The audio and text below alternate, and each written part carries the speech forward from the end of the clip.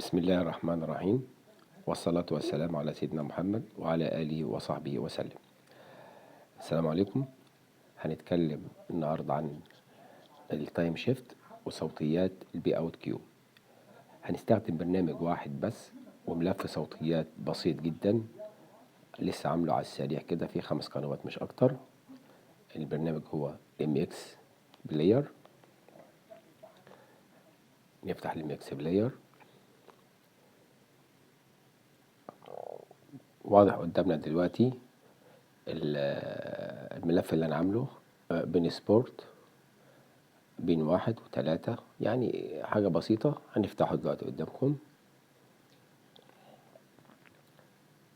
هيحمل معانا.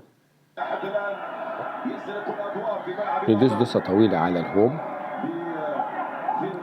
ودوسة تانية بسيطة يطلع معانا. نخش بقى على التلفزيون.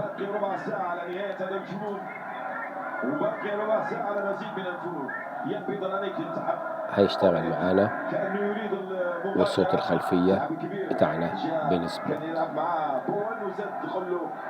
الصوت طبعا مش واضح بتاع القناة العادية، ممكن نقلب على قناة تانية عادي خالص اهوت والصوت ثابت زي ما هو. في تريكة بقى بسيطة عملناها علشان كل ده يحصل. هنخش على الميكس بلاير على الاعدادات وهوريكم. قبل الاعدادات شايفين ال3 نقط اللي فوق دول، 3 نقط دول.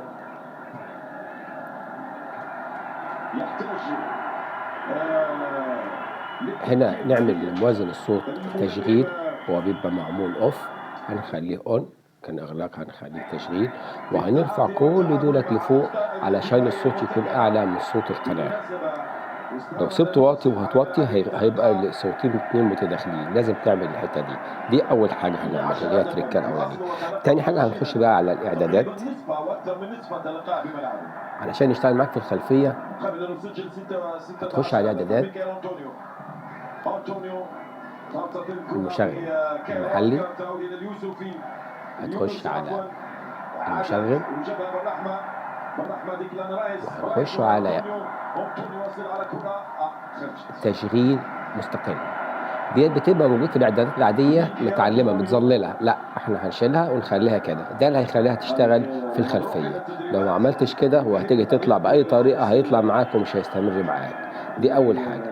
تاني حاجة هنخش على التشفير وهنعلم على الكل صح. ليه؟ علشان يشغل معاك كل أنواع الامتدادات بتاعة الفيديو ومهما حطيت فيها أي امتداد. ونفس الشيء بالنسبة برضه للصوت. هنخش برضه ونعلم ايه على كل دول صح. تمام. نخش تاني على الفيديو تاني عشان نشوفه. بين سبورت ب1 و3 وبريميوم. نخش مثلا عندنا ايه، هيحمل. اشتغل على طول اهوت. عاوز ترجع تاني على 1 اهي، يرجع معاك من هنا عادي. ترجع هنا تاني على 2 اهي عادي، على 3 عادي. يشتغل على طول.